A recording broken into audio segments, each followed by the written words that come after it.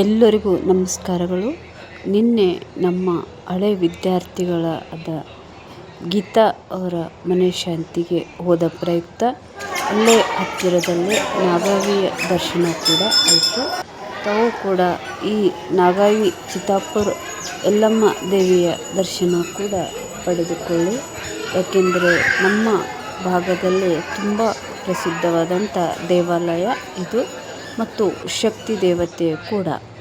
ಇಲ್ಲಿ ನಾನು ನೋಡಿರುವಂಥ ಒಂದು ದೇವಾಲಯ, ಇಲ್ಲಿ ಇಂದು ಪ್ರಸಾದ ವ್ಯವಸ್ಥೆ ಕೂಡ ಇತ್ತು. ಅದೇ ರೀತಿ ದೇವಿ ದರ್ಶನ ಕೂಡ ಚೆನ್ನಾಗಿ ಆಯಿತು. ಪ್ರಶಾಂತವಾದ ವಾತಾವರಣ.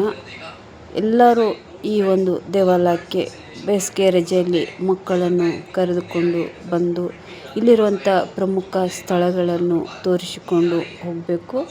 ಇಲ್ಲಿ ದೇವಿಯ ಸುತ್ತಮುತ್ತ ನೀರು ಇದೆ. ಈ ನೀರು ತುಂಬ ಪವಿತ್ರವಾದಂಥ ನೀರು. ಈ ನೀರನ್ನು ಎಲ್ಲರೂ ಪ್ರಸಾದ ರೀತಿಯಲ್ಲಿ ಸ್ವೀಕಾರ ಮಾಡುತ್ತಾರೆ. ಒಟ್ಟಿನಲ್ಲಿ ಹೇಳುವುದಾದರೆ ನಾಗ ಯಲ್ಲಮ್ಮ ದೇವಿಯ ದರ್ಶನ ಪಡೆದುಕೊಂಡು ಎಲ್ಲರೂ ತಾಯಿಯ ಆಶೀರ್ವಾದದಿಂದ ಆರೋಗ್ಯವಾಗಿ ಇರಬೇಕು ಅನ್ನುವುದು ಕೂಡ ನನ್ನ ಒಂದು ಆಸೆ. ಆ ತಾಯಿಯ ಕೃಪಾ ಆಶೀರ್ವಾದ ಎಲ್ಲರ ಮೇಲೂ ಇರಲಿ.